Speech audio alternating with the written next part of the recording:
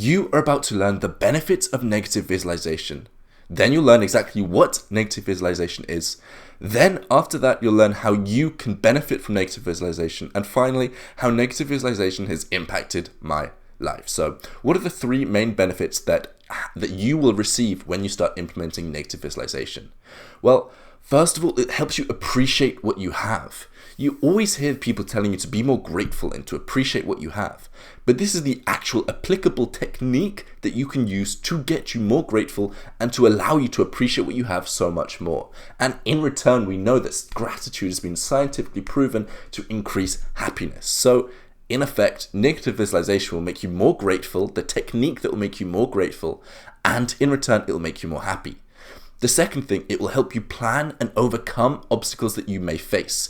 When you negatively visualize something and the things that could happen to you, you'll start to come with ways that you could overcome things that have happened. No matter what you do in life, there is a chance that it will fail. And by negatively visualizing it, you will help overcome these failures if they do happen. So it will help you overcome failures and progress even faster in your life. The third and final benefit of negative visualization is that it helps you realize that no matter what happens to you in your life, it's not actually that bad. The worst thing that could happen to you in your life, you'll still be fine. You'll get over it.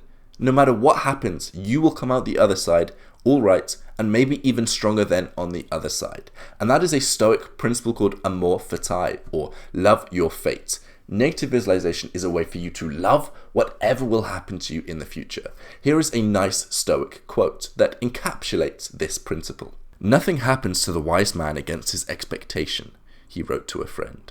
"Nor do all things turn out for him as he wished, but as he reckoned. And above all, he reckoned that something could block his plans." So, what actually is negative visualization? We'll put very, very, very simply and in completely plain English, you picture what you have in life and then you imagine what your life would be like if you didn't have those things. So you picture what you have in life and then you imagine what your life would be like if you didn't have those things. Now, this is not a negative practice and I'll get onto that later, but you can do this practice for the big things in life or the small things in life. For example, I was moving into my student accommodation in year 2 of university, and as you probably know, student accommodation isn't always the nicest. So I did a little bit of negative visualization to imagine my room, imagine what my room was going to be like, and I imagined it would be the worst room, completely dirty, mold on the ceilings and wallpaper peeling off the walls. So that when I finally got to that room, I recognized it was better than my expectations. And that's a key point. Because Dan Mace, a YouTuber, said that happiness equals reality divided by expectations. What I was referring to earlier is an idea that one's happiness levels are inversely proportional to one's expectations. Happiness equals reality over expectation. So by negatively visualizing, you're decreasing your expectations, which will increase your net happiness. So by decreasing my expectations of what the room was going to be like, when I got into that room, my happiness was actually greater. Now that's a small use of negative visualization, but I also use negative visualization to imagine things like family members dying. Imagine things like you're injured. Imagine things like you lose your job. Imagine things that you lose a leg. Imagine something like you can't play sports. All of these things, imagining what it would be like, what your life would be like without these things, then in return, you'll be more grateful for what you do have. You'll be grateful that you do have these things. And also, if they do happen, you'll be prepared. Because in Stoicism, there's this phrase that, I can't remember exactly what it is, but basically the whole principle is this: you'll be less hurt by something if you expect it to happen. And it's so true. If you're aware that something could happen, if you're aware that your children could pass away, as negative as that seems at first, if it does happen, you'll be less negatively affected. But the main point is you'll be able to appreciate your children so much more, and you'll be able to appreciate the things that you have so much more, and you'll be grateful for everything that you have. When you are going to perform an act, remind yourself what kind of things the act may involve. When going to the swimming pool, reflect on what may happen at the pool. Some will splash the water, Some will push against one another. Others will abuse one another, and others will steal. Thusly, you have mentally prepared yourself to undertake the act, and you can say to yourself, I now intend to bathe, and I'm prepared to maintain my will in a virtuous manner, having warned myself of what may occur. Now, the main way that I spend negatively visualizing, and this is also going into a different Stoic technique, but I'll touch on it just slightly here, is meditating on my death. Recognizing that I could die today, or tomorrow, or in a week's time, or in a month's time.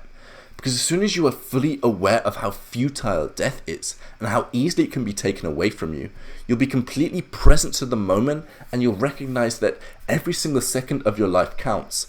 Because a Stoic philosopher once said that life is not short, it's just that we waste a lot of it. And there's also a Buddhist philosopher that said, our problem is we think that we have time.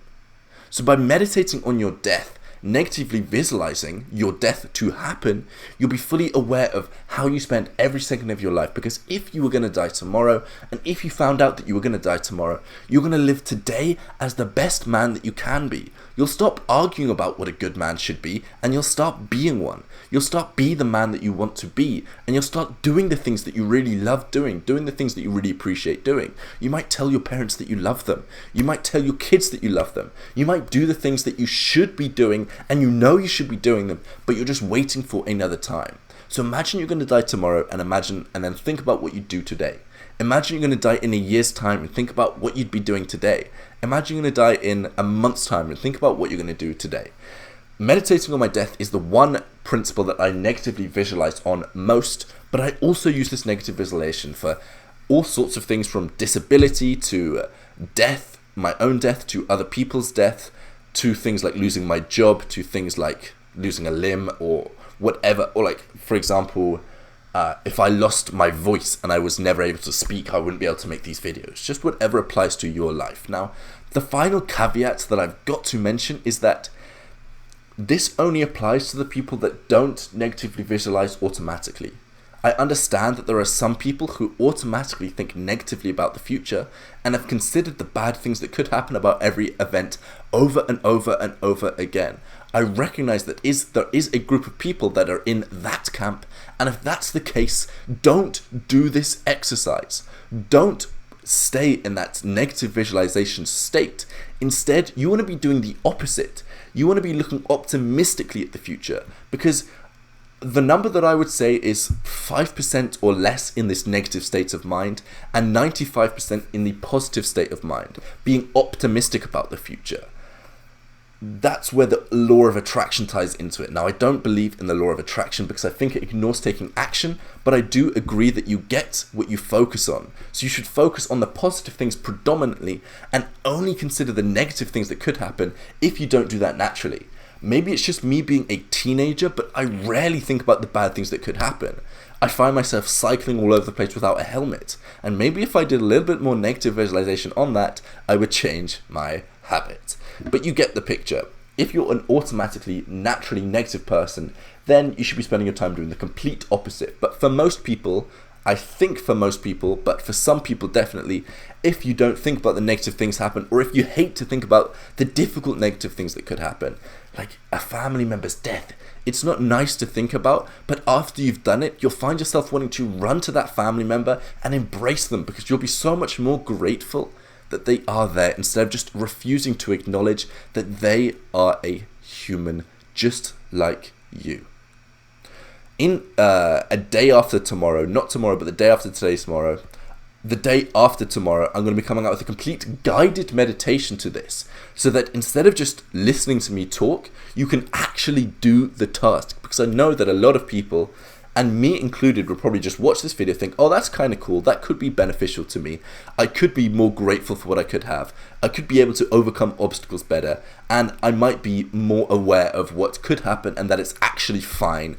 But I'm not going to do it today, I'll do it later. So the day after tomorrow, I'm going to be coming up with a guided meditation so you can sit down and you can actually do the Stoic meditation like the ancient Stoic philosophers would do every single day, so that you can actually reap the benefits. So if you're new around here, then subscribe. If this video is 2 or more days old, then at the end of this video, there'll be a link to that. But the final thing I've got to say is, If you struggle to stay calm and you find yourself getting engulfed by your emotions you find yourself quick to anger, then I don't think you understand how much this is affecting your life. Making decisions based on emotions is the first thing that you've got to get over, because it will have an impact on so many things of your life, from your diet to your relationships to your work, everything. You've got to start making decisions logically. And to do that, click the first link in the description and there's a Stoic guide to staying calm no matter what, so you can make the best decisions in your life. But I will see you in 2 days' time for the Stoic guided meditation.